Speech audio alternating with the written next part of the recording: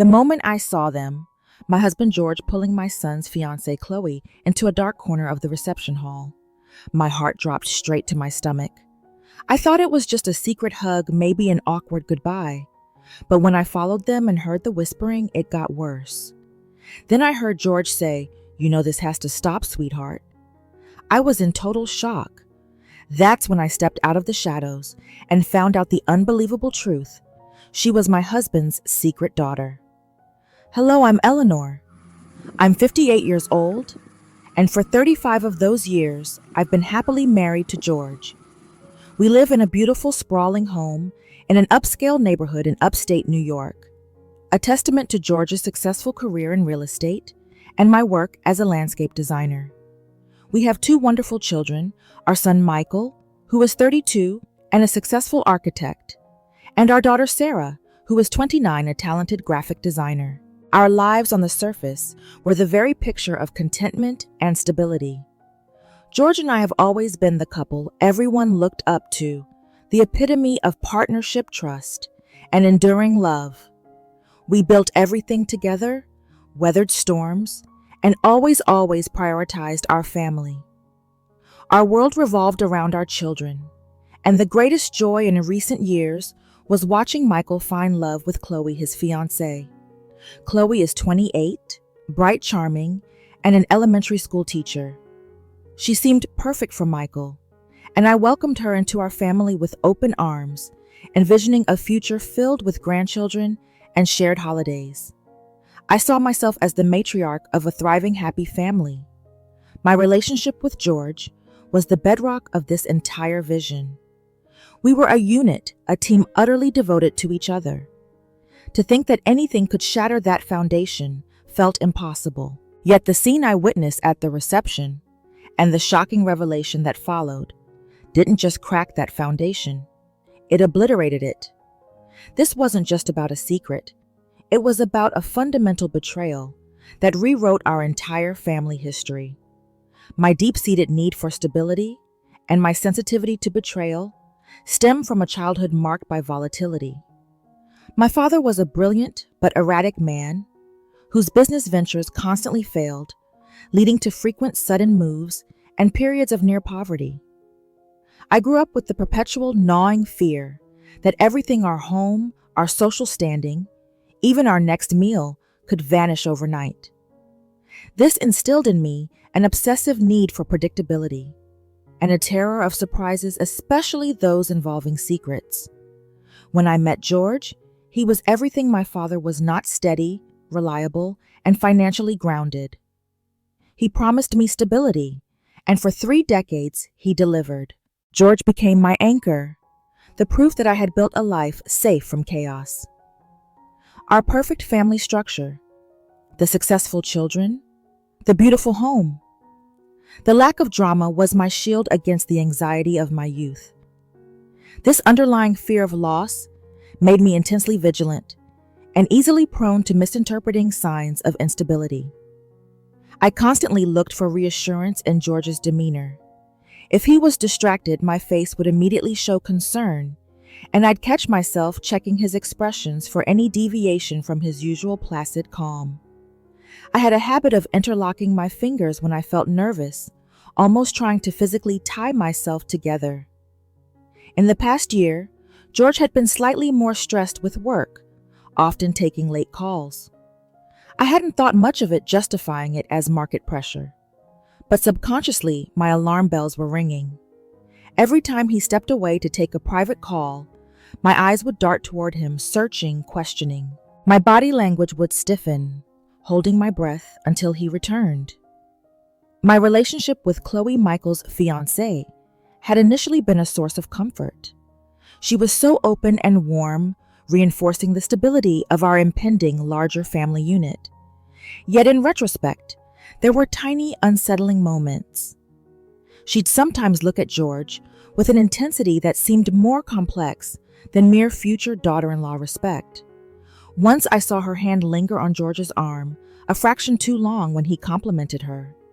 I dismissed it instantly, but that moment was cataloged by my fearful, vigilant inner self. This need for a perfect, unbroken reality is my core vulnerability. A secret of this magnitude, a hidden child doesn't just threaten my marriage. It detonates the entire safe world I painstakingly constructed. It confirms my deepest fear that the stability I thought I earned was merely an elaborate illusion built on a foundation of profound deceit. The shock wasn't just catching them together. It was the realization that George, my rock, was capable of such a fundamental lifelong lie. Leading up to the catastrophic revelation, my life with George and our relationship with Chloe were characterized by an almost saccharine sweetness. Our dynamic was far from fraught with tension. In fact, it was steeped in a deep, misleading sense of joy and communal warmth. George and I were in a phase of serene contentment, often described by friends as having aged gracefully into a perfect partnership. We spent our Sundays together, often gardening. George would handle the heavy pruning, and I would design the flower beds. We moved around each other with the quiet understanding that comes from decades of marriage, often sharing small knowing smiles, emotion that reinforced our supposed bond. I remember one evening, just a week before the incident, George held my hand tightly across the dinner table. His gaze was soft, and he whispered, "I am so lucky, Eleanor. Look at the life we built." That memory now is a cruel, mocking highlight reel of his deception. Our relationship with Chloe was equally warm and deceptively delighted. Since she and Michael got engaged, Chloe was a constant presence. She often came over for cooking lessons, eager to learn George's famous lasagna recipe. During these lessons, the kitchen was filled with gentle laughter. Chloe would lean in conspiratorially, her face bright, asking me for tips on handling Michael's occasional stubbornness. I saw her as the perfect addition, not the impending detonation. I remember one afternoon where George and Chloe were assembling a piece of furniture for the guest room. They were working shoulder to shoulder, both naturally skilled with tools. They had a shared innate way of communicating without words, just subtle nods and instinctive coordination. I watched them feeling a gentle, cheerful sense of pride, thinking how lucky Michael was to find a woman who fit into our family so seamlessly. I thought, this is harmony. This is the new chapter. There were no red flags, no screaming matches, no chilly silences between George and me. Everything was placid, lovely, and utterly stable, exactly the illusion I needed to feel safe. This tranquil backdrop is precisely what made the eventual confrontation so shattering. The complete absence of conflict meant I was entirely unprepared for the sheer scale of the deceit hidden beneath the surface of our perfect, happy, everyday life. The conflict didn't start with an argument. It started with a single, horrifying observation at Michael's engagement party. We were at the venue, a beautifully decorated country club. I was circulating, basking in the glow of my perfect family, when I noticed George wasn't where he should have been by my side hosting. I scanned the room and saw him slip quickly into the deserted hallway leading to the coat check, and right behind him, Chloe, Michael's fiancé. My heart immediately gave a hard, painful lurch in my chest. This wasn't professional. It was clandestine. My decades-old anxiety about stability flared, overriding all logic. My eyes narrowed and a cold dread washed over my face. I followed them, my body moving stiffly, cautiously, using the shadows of the velvet curtains as cover. I thought they are planning a surprise for Michael. It must be something innocent. But my gut screamed otherwise. I reached the corner just as they paused. George pulled Chloe close, not in a friendly way, but in a private, possessive embrace. Chloe leaned her head against his shoulder for a quick second. That initial sight, the forbidden closeness, was what I misunderstood. I immediately spiraled my mind, instantly jumping to the catastrophic conclusion George was having an affair with his son's fiancée. A wave of dizzying nausea hit me. My hands flew to my mouth to stifle a gasp. My husband. The rock with Chloe. The sweet girl. The betrayal felt oceanic. My gaze was locked on them, every nerve ending screaming. I felt shame not just for them, but for myself for being the oblivious, foolish wife. Then I heard George speak, his voice low and strained. "You know this has to stop, sweetheart? It's too dangerous. What if Eleanor sees us?" The word sweetheart fueled my rage. My expression hardened into a mask of pure, cutting fury.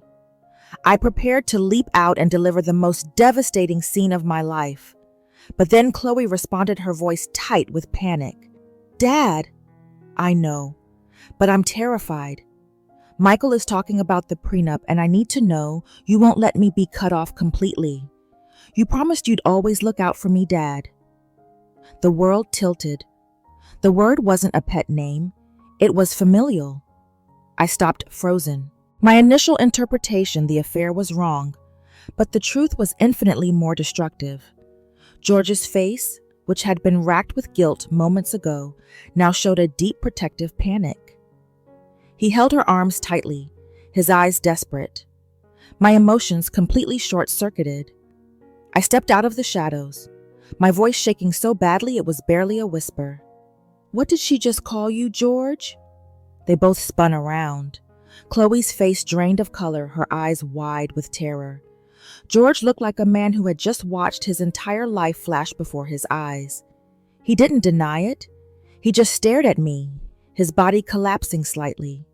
"Eleanor," he began, his voice breaking. I didn't let him finish. I looked at Chloe, the woman I was about to welcome as my daughter, and saw the truth written on her suddenly devastated expression. The secret wasn't an affair. It was a hidden daughter, Michael's stepsister, marrying her own brother. The shock wasn't the kiss. It was the entire meticulously constructed lie that had been living inside my home for months. It was a betrayal that redefined the meaning of family. The revelation, Chloe calling George Dad, was the moment time stopped. The conflict wasn't just about my husband's fidelity anymore. It was about the insidious, life-altering deceit that had infiltrated my family's very existence. The scene transformed from a private moment of shame to a public, agonizing betrayal. I stood there in the dimly lit hallway, the sounds of the celebration, the distant clinking of glasses, the faint strains of music, serving only as a grotesque counterpoint to the seismic shift happening in my world. My face was rigid, locked in a state of hypershock. I could feel the blood draining away, leaving my expression pale and mask-like. My eyes darted between George, who was utterly defenseless, and Chloe, whose terror was now undeniable. Chloe, in a desperate, frantic movement, reached out to me. "Eleanor, please let me explain." I recoiled violently, taking 3 large steps back. My body language was a physical embodiment of revulsion. I held up my hands, palms out, as if warding off a physical attack. The sheer horror of the situation, my son Michael about to marry his own stepsister, a secret love child that George had kept hidden for nearly 3 decades, caused a catastrophic failure of my emotional control. I didn't scream. I started to laugh, a high-pitched, hysterical sound that was completely devoid of humor. It was the sound of a woman losing her grip on sanity. My face twisted uncontrollably. "Explain?" I choked out, the laughter dissolving into gasping breaths. "You want to explain how my 35-year marriage, my son's future, and my entire reality is built on a lie you call Daddy?" I turned my full furious gaze onto George.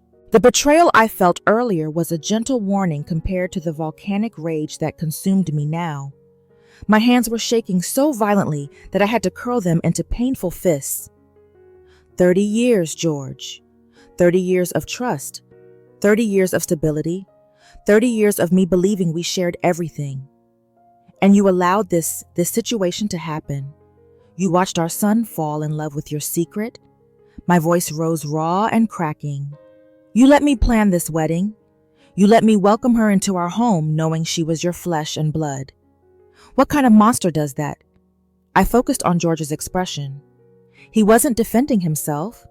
He was weeping silently, his eyes squeezed shut, tears tracking through the lines on his face. His body was slumped against the wall.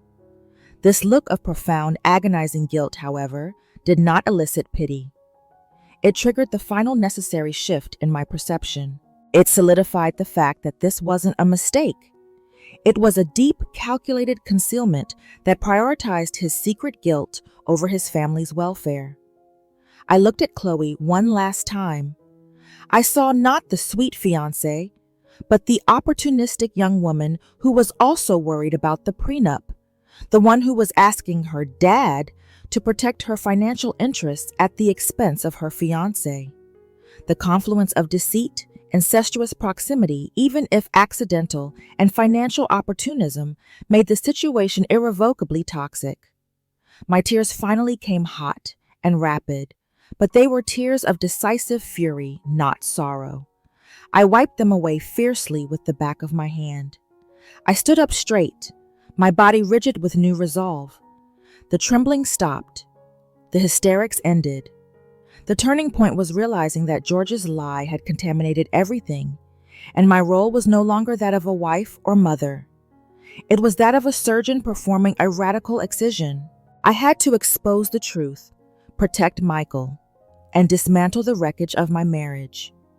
George had just forced me to confront the chaos I spent my life escaping, and I was going to fight back with every tool I possessed. The moment I gained composure in that hallway, the hysterical laughter gone, I became chillingly methodical.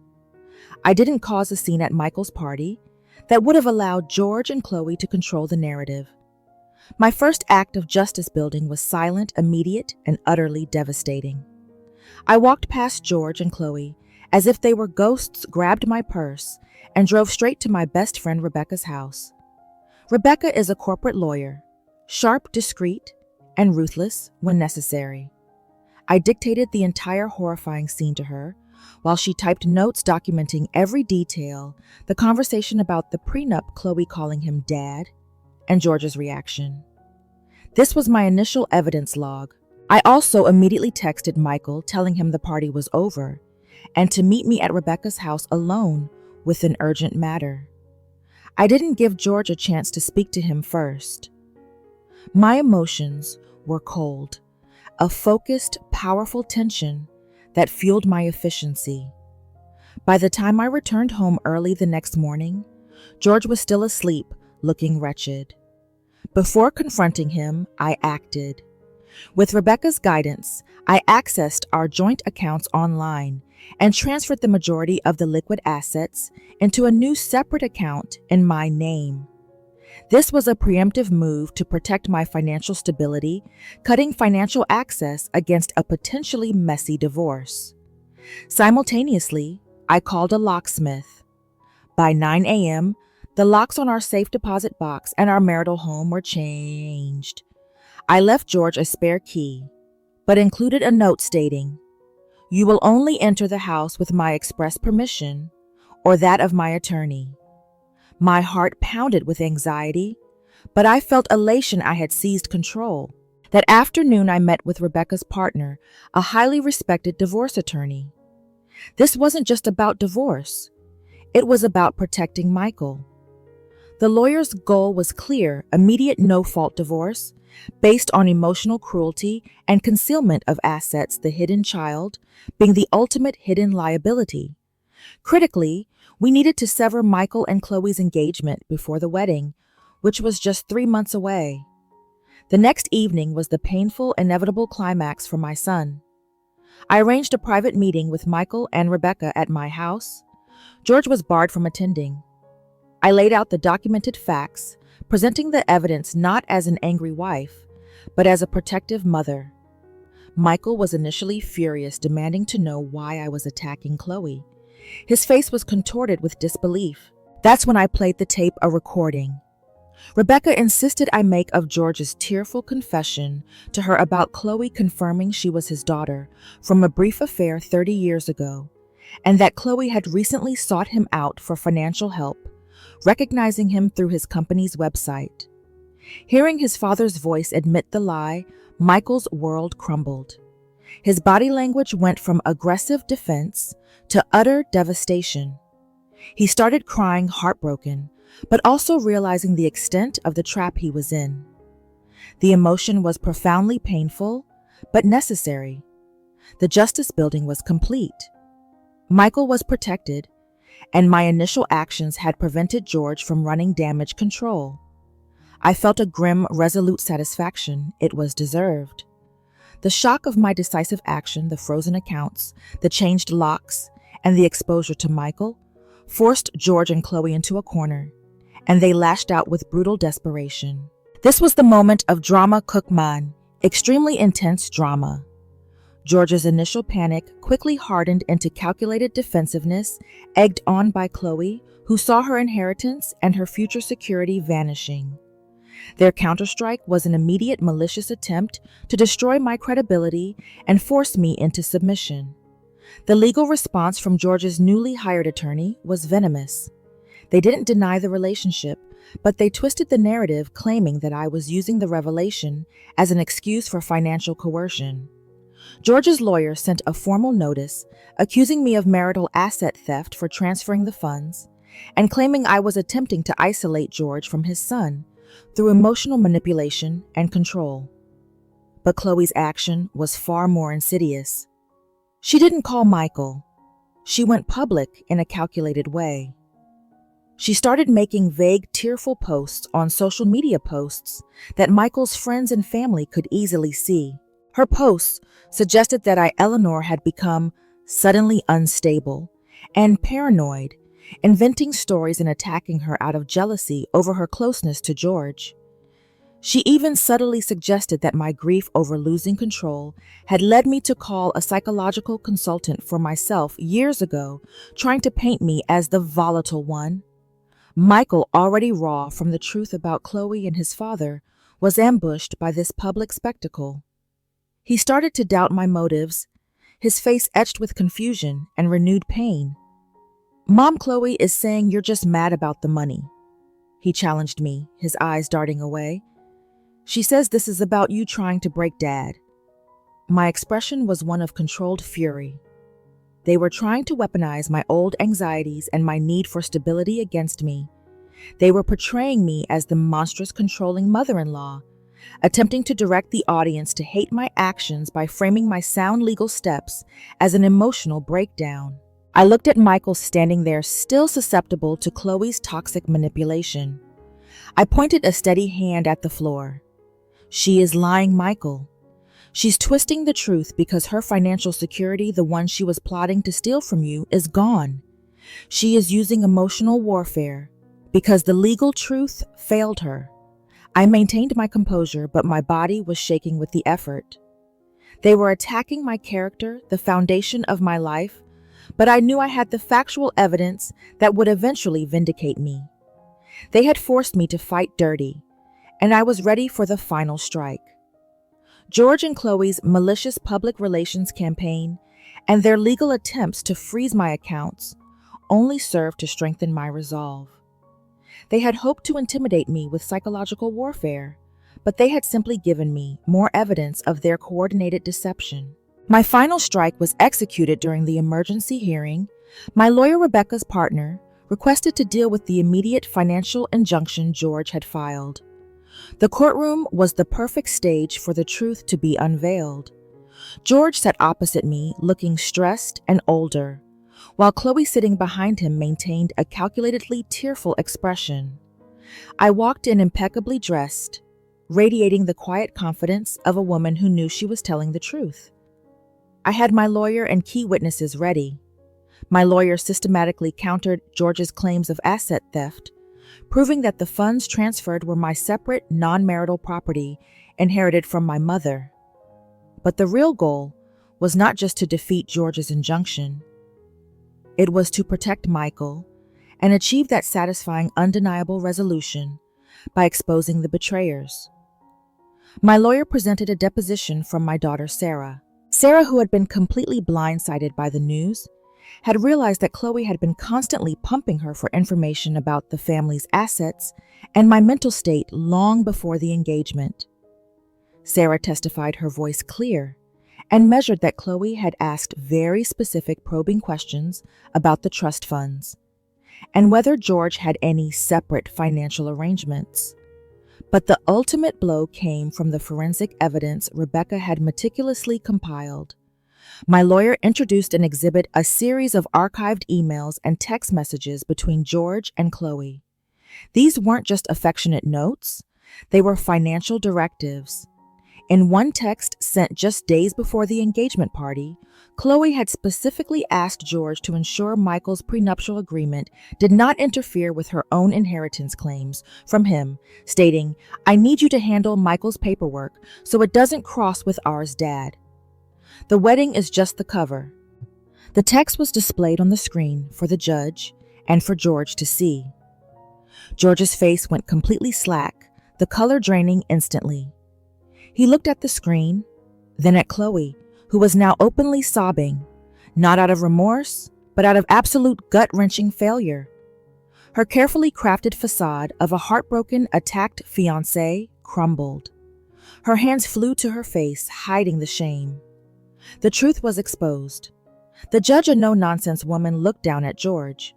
"So, Mr. Peterson," she stated dryly, "your claim of theft is based on your wife discovering and attempting to protect your son from a potentially bigamous and definitely fraudulent arrangement involving your secret daughter whom you conspired with for financial gain." I didn't utter a sound. I simply looked at George, my gaze holding steady, unwavering. The silence that followed was heavy with the weight of his lifelong deception. The shame in his eyes was crushing, but it was the satisfaction I felt that mattered. I hadn't been paranoid, I had been right. I had successfully dismantled the lie, protecting my son and my legacy. The fight was over, and the outcome was an overwhelming, undeniable victory. The judge's dry, damning summation of George's actions finalized the legal defeat. But for me, the victory was already complete. The moment that text message, "The wedding is just the cover," was displayed. George dropped his injunction immediately. His lawyers knew the case was dead. The evidence of his collusion with Chloe to protect her own financial interests at Michael's expense was undeniable. I won the legal battle and secured my financial independence. Leaving the courthouse, I felt a strange, hollow sense of triumph. There was the initial fierce satisfaction, the feeling of deserved justice. I had defended my home and my son from a calculated attack that went far beyond mere infidelity. I had proven that my instincts, often dismissed as mere anxiety, were fundamentally correct. But underneath that hard shell of victory, I felt the profound, chilling grief of sadness for having raised a child only to be met with betrayal. It wasn't Michael who betrayed me, but George, the partner who built the entire scaffolding of my life. I looked at the successful, stable life we had crafted and realized it was built on a decades-old lie. The stability I craved was always an illusion. This realization brought an immense, crushing sorrow, eclipsing the joy of winning. However, the divorce proceedings moved forward swiftly and cleanly, largely due to George's obvious fault and my documented evidence. I kept the house. I kept my peace. This was the moment of liberation. I realized that the safe world I had built wasn't dependent on George's perfection. It was dependent on my own strength to dismantle a lie. I regained my life by making the hardest decision I'd ever faced. My first act of true self-liberation was practical. I called my landscape design team and commissioned a total overhaul of the gardens George and I had nurtured for decades. I wanted to literally break ground and rebuild something entirely new, something George had no part in. My hands felt strong holding the blueprints, a sensation of power I hadn't felt in years. I also rediscovered my passion for travel, something George always discouraged. I booked a solo trip to the Greek Isles. Standing on the deck of the ferry, watching the vast open ocean, I finally felt the feeling of powerful contentment I had fought for. I was 58, and I started living for myself. My identity was no longer Mrs. George Peterson or Michael's mother who needed stability. It was Eleanor the survivor, the woman who faced chaos head-on and emerged intact, but fundamentally changed.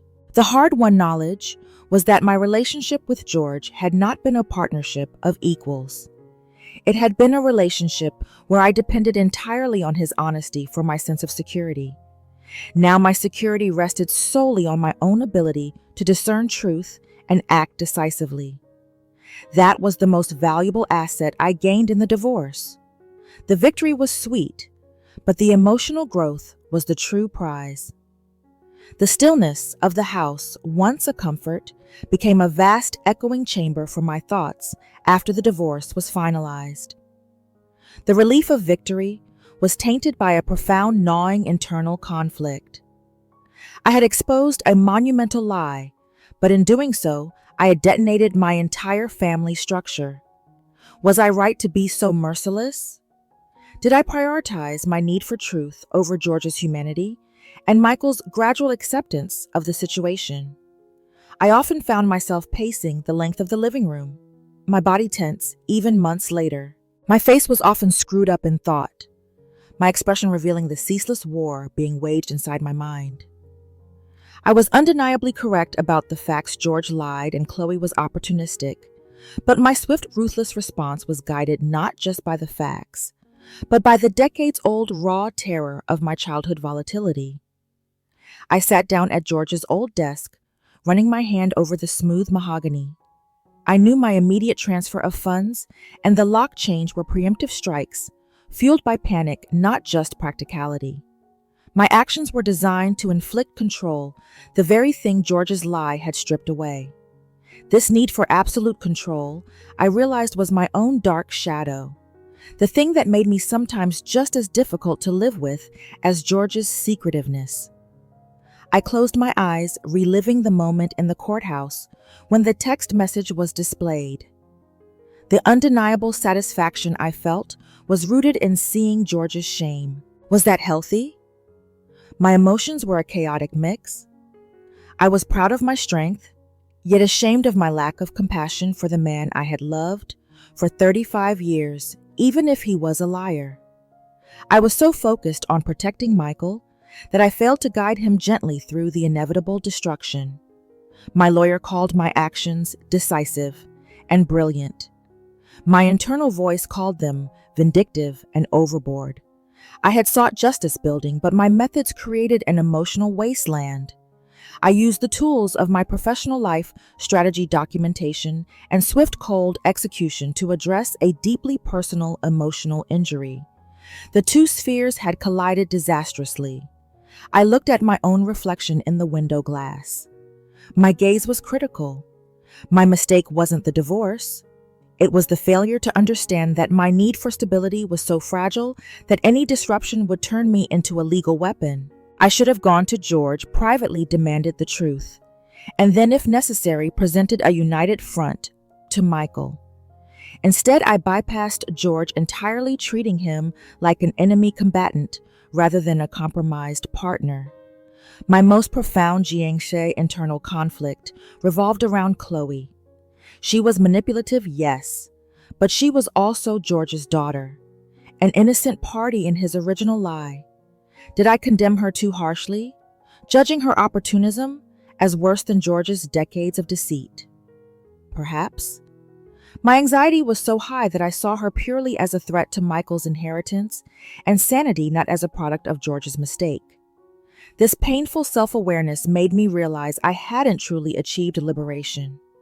I had merely traded the cage of George's deception for the self-imposed prison of regret and hypervigilance. The true work of healing was not in winning the battle, but in acknowledging my own profound human flaws and the part they played in escalating the crisis. The intense internal conflict forced me to transition from the role of the wounded, vengeful wife to the reflective, growing individual. Winning the legal battle was merely the end of the divorce. The true resolution lay in rebuilding the relationships I nearly destroyed in the process. My first priority was Michael. The greatest lesson I learned was that stability cannot be enforced by control. It must be chosen through honesty. My lifelong terror of chaos made me believe that George's perfection was the source of my safety. When that illusion shattered, I reacted with such ferocity because my entire personal architecture collapsed. I realized my true error was not confronting George years ago when I first suspected his distant behavior, but rather allowing my fear to silence me. I learned that silence enables deceit. I learned that my love for Michael had morphed into a desperate need to protect him from any consequence, which in turn stifled his own ability to navigate difficult truths. I realized my actions, the locks, the transfers, the sudden exposure while legally sound, betrayed the trust Michael had in my maternal wisdom. My face now carried the lines of this hard-won wisdom, less tense, but marked by sorrow.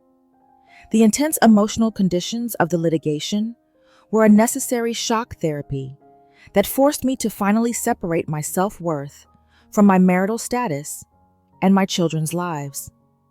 My growth was the realization that I am whole independent of my family's stability.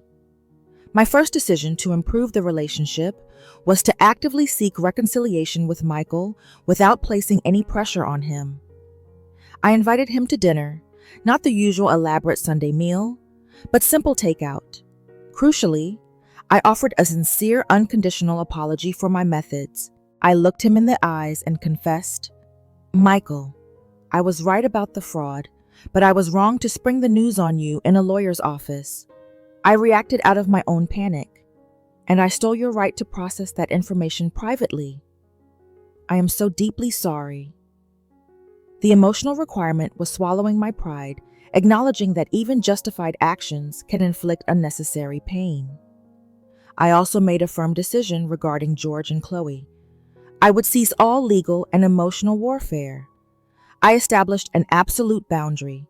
I would not speak ill of either of them to Michael or Sarah, recognizing that they were both still parts of my children's biological reality. I told Michael that his relationship with his father, however fractured, was his to manage, and I would offer support only if asked.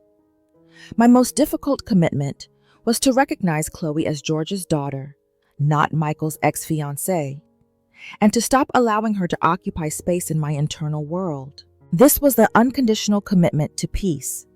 However, my pivot towards self-improvement and boundary setting led to a significant error in decision-making. In my newfound commitment to non-interference, I became overly passive. Michael was devastated and depressed, needing firm guidance and emotional rebuilding. Instead of offering active, supportive guidance, I maintained excessive distance, fearing I would slip back into my controlling habits. When Michael struggled to find his footing, constantly questioning his own judgment due to Chloe's betrayal, I suggested he see a therapist. A healthy suggestion, but delivered with too much detachment. This error in decision-making was rooted in my fear of failure. I misinterpreted setting healthy boundaries as enacting emotional exile. I missed the crucial middle ground, being an available, emotionally generous mother without being a controlling one. I saw my body language become too guarded, my expression too neutral, terrified that any active care would be misconstrued as manipulation. My logic was, I must avoid controlling him at all costs. But the effect was, I left him feeling abandoned right after his trauma. My daughter Sarah pointed this out. "Mom, you won the war, but you left the patient without a doctor. Michael doesn't need boundaries right now. He needs connection." This was the final painful realization. True growth means mastering the art of empathetic engagement, not simply achieving independent detachment. The mandatory condition for healing was clear. I had to actively re-engage with my children, using my hard-won wisdom, not as a shield, but as a resource offered freely and without expectation. If there is one profound, costly lesson I want to share with you, the viewer, especially those of you building and blending families in the American context, it is this: the most dangerous threats to your stability often lie not outside the marriage, but within the secrets you agree to keep both from your partner and from yourself. My story is about the devastating price paid for 30 years of enforced perfection, delivered by a woman who learned that truth is the only foundation that can withstand a crisis. First, let's focus on the crucial element of communication, specifically the cost of non-communication. My husband George kept the secret of Chloe out of fear. I, Eleanor, kept my deep-seated anxiety about stability locked away, fearing that expressing my insecurity would make me seem weak or unstable. Both silences were deadly.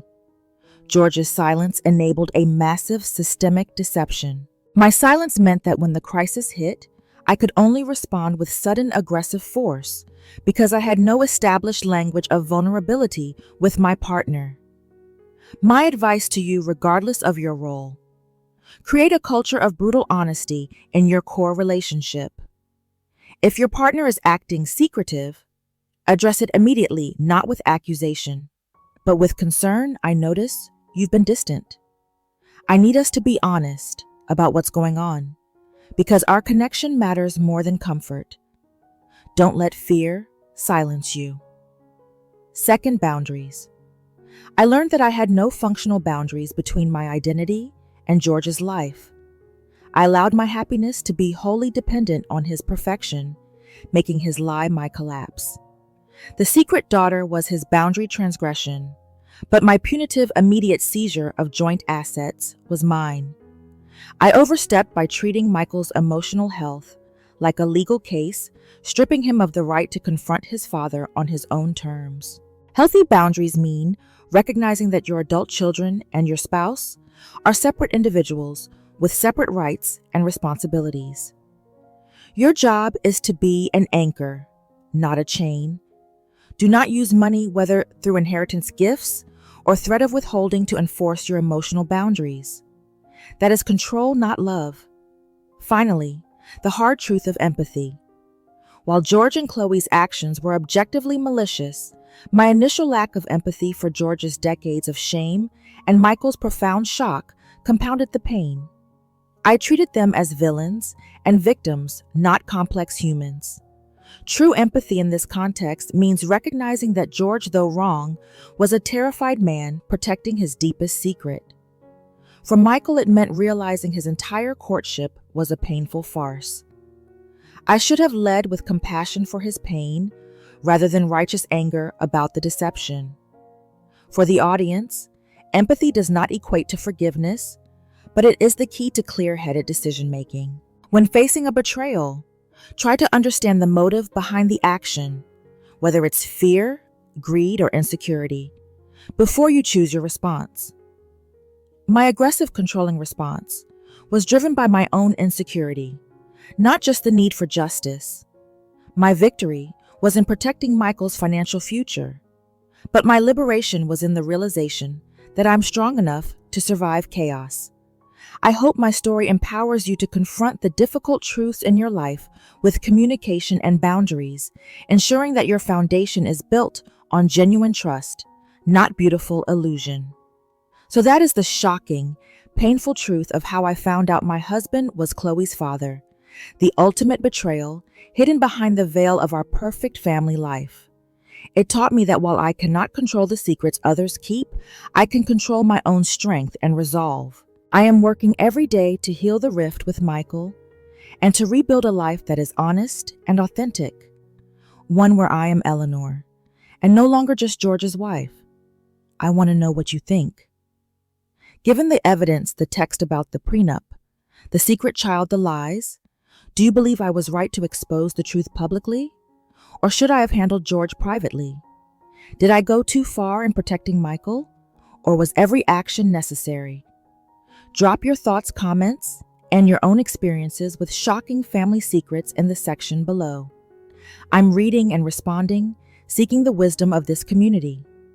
If this story helped you understand the complexities of family trauma, or if you appreciate the frank honesty of the mother-in-law perspective, please like this video and subscribe to my channel.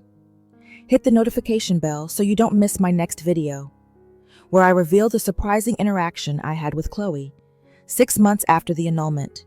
Thank you for sharing in my journey toward genuine freedom. Until next time, be strong, be honest, and always protect your peace.